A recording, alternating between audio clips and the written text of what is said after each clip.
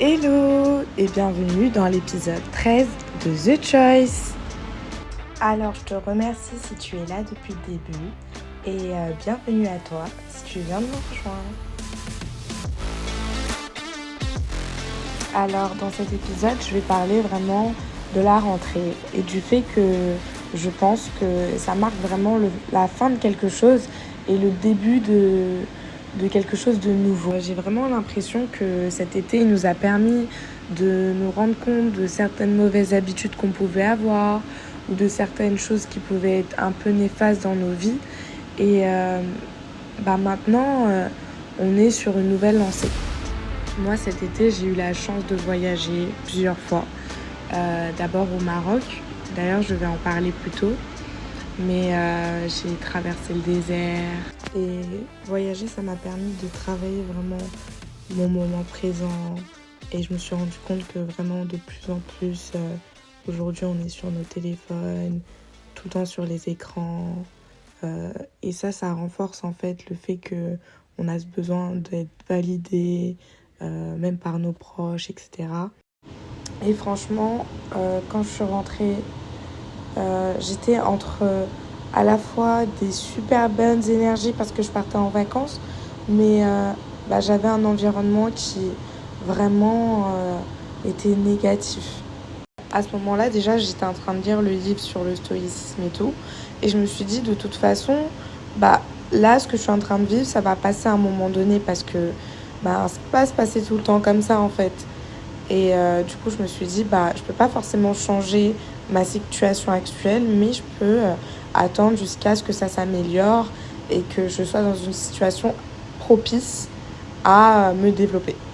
Le stoïcisme, ça m'a vraiment permis de chercher à avoir des pensées positives et des solutions positives.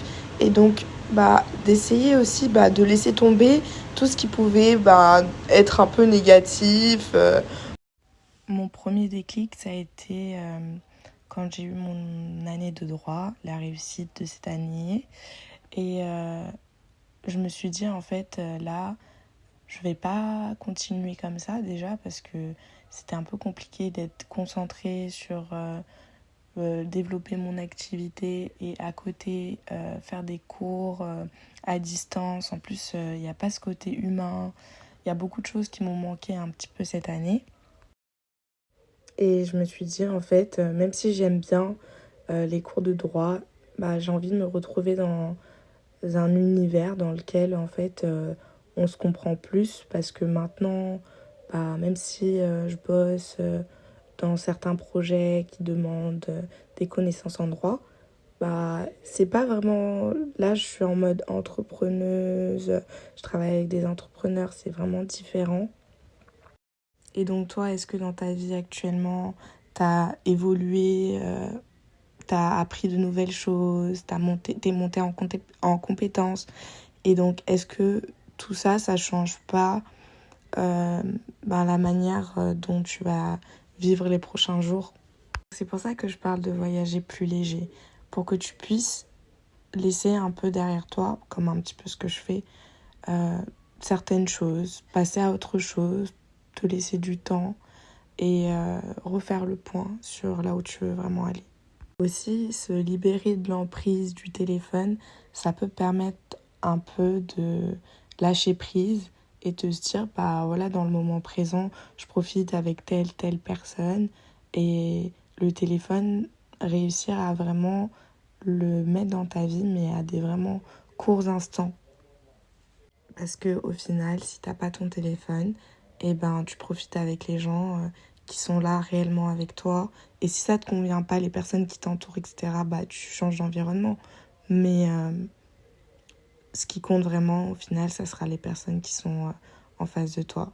Et après, déjà, quand tu prends du recul, tu vas aller sur ton téléphone pour parler avec des personnes qui t'inspirent, qui te font du bien.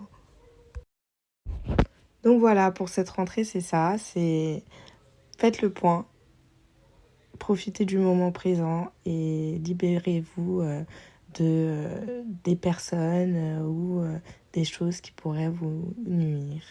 Voilà, donc on se retrouve dans 2 semaines le dimanche. Je suis vraiment désolée parce que avec tous les voyages, le décalage là aux États-Unis, j'avais pris énormément de retard et je vous ai pas fait l'épisode 13 quand il le fallait. Mais en tout cas pour les prochains, ça sera dans les temps. Bisous!